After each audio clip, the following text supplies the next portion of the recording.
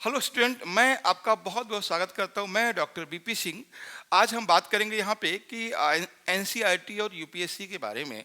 लोग बहुत ही इस चीज़ को बोलते हैं कि यार एनसीईआरटी बहुत ज़रूरी है पढ़ना। तो मैं ये बात करना चाहता हूँ, क्या वास्तव में एनसीईआरटी में ऐसा क्या है जो एनसीईआरटी पढ़ना बहुत ज़रूरी है एनसीईआरटी के बारे में। तो टॉपिक आज का हमारा है एनसीईआरटी और यूपीएससी। ठीक है, टॉपिक हमारा क्या है आज का? टॉपिक है एनसीईआरटी एंड यूपीएससी, यानी सिविल सर्विस एग्जाम। एनसीईआरटी और सिविल सर्विस एग्जाम। ठीक है, सिविल सर्विस एग्जाम। तो बहुत बार क्वेश्चन, आप अगर आप आईएएस की तैयारी कर रहे हो, पीसीएस की तैयारी कर रहे हो, तो आप कई बार लोगों से बात करते हो, जो लोग सीनियर हैं, जो लोग सेलेक्ट हैं, या जिन लोगों ने तैयारी की है, उनसे आप बात करोगे तो आपको सबसे पहले सजेस्ट करेंगे कि बेटा जाओ सबसे पहले एनसीईआरटी की बुक पढ़ो। ठीक है, तो सबसे पहले ये सजेस्ट करते हैं। थोड़ा और एडवांस में लेवल पे जाते हैं तो लोग बोलते हैं इग्नू की किताबें पढ़ो, है ना। तो लोग इग्नू की किताबें भी सजेस्ट करते हैं।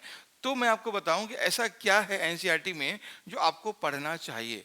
तो सबसे पहला जो पॉइंट है एनसीईआरटी का, जो आपके लिए ज़रूरी है जानना क्यों हमें एनसीईआरटी पढ़ना चाहिए, वो है कि NCERT is the government data. यानी जो एनसीईआरटी हैं वो गवर्नमेंट की बुक हैं, यानी किसकी? भारत सरकार की बुक्स हैं, यानी गवर्नमेंट की बुक्स हैं। गवर्नमेंट की बुक्स होने का मतलब है कि इसमें जो भी इंफॉर्मेशन है वो ऑथेंटिक है। कोई भी डेटा, कोई भी लाइन, कोई भी कॉन्सेप्ट अगर इसमें दिया हुआ है तो आप कहीं भी इसको गलत नहीं ठहरा सकते। यानी ये भारत सरकार की किताबें हैं, एनसीईआरटी, इग्नू और एनआईएस। इसलिए ये बहुत अच्छी मानी गई हैं सिविल सर्विस एग्जाम के लिए, और ये बेसिक क्लियर करती हैं। यानी एनसीईआरटी आप चाहे तो क्लास 5 से या 6 से लेकर 12 तक पढ़ सकते हो। नहीं, पढ़ना ही पड़ेगा, क्योंकि आपको बेसिक तैयार करती। दूसरी बात है, ये जो बुक्स हैं वो हमारा बेसिक्स तैयार करती हैं, बेसिक्स। और आपको पता है 90% जो क्वेश्चन हैं वो हमारे बेसिक से आते हैं। 90% क्वेश्चन हमारे बेसिक से आते हैं।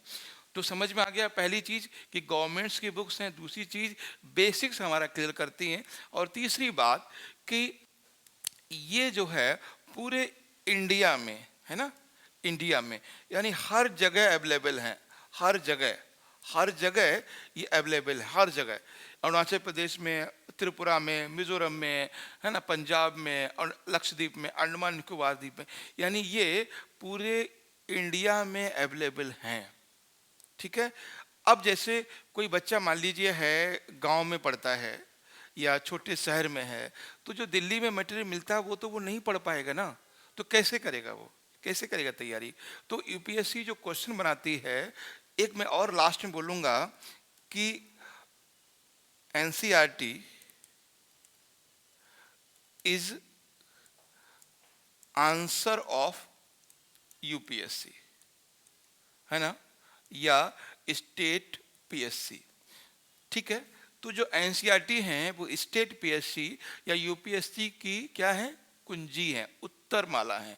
ये हमारे किसी टीचर ने बताया था और बात भी सच है। ठीक है। तो क्यों हमें एनसीईआरटी पढ़नी चाहिए, ये आपको क्लियर समझ में आ गया होगा कि ये गवर्नमेंट की बुक्स हैं, तो इन पे कोई क्लेम नहीं कर सकता। ये नहीं कह सकता देखो भाई ये गलत दिया हुआ है, तो वो ही एक्सेप्ट करेगा जो एनसीईआरटी में दिया हुआ है।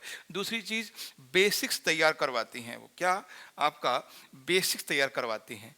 दूसरा कि पूरी इंडिया में अवेलेबल है, लेकिन दिल्ली में मटेरियल जो मिल रहा है, कोचिंग मिल रहा है मुखर्जी नगर में, करोल बाग में, जो यहाँ पर कोचिंग में मिल रहा है वो सिर्फ दिल्ली में मिल रहा है। लेकिन तमिलनाडु के बच्चे को भी यूपीएससी देना है, अंडमान निकोबार के बच्चे को यूपीएससी देना है, वहाँ कौन सा मटेरियल अवेलेबल है? वहाँ है गवर्नमेंट डेटा, मतलब एनसीईआरटी, इग्नू और एनआईओएस। ठीक है। और भी बहुत सारी चीज़ें हैं जो गवर्नमेंट की हैं। तो तीसरी बात है कि NCERT is the answer of UPSC, क्योंकि वो उन्हीं आंसर के फॉर्मेट को एक्सेप्ट करती है जो एनसीईआरटी में दिए हुए हैं। उसका रीज़न है कि एनसीईआरटी इंडिया लेवल पर एक्सेप्ट की जाती है।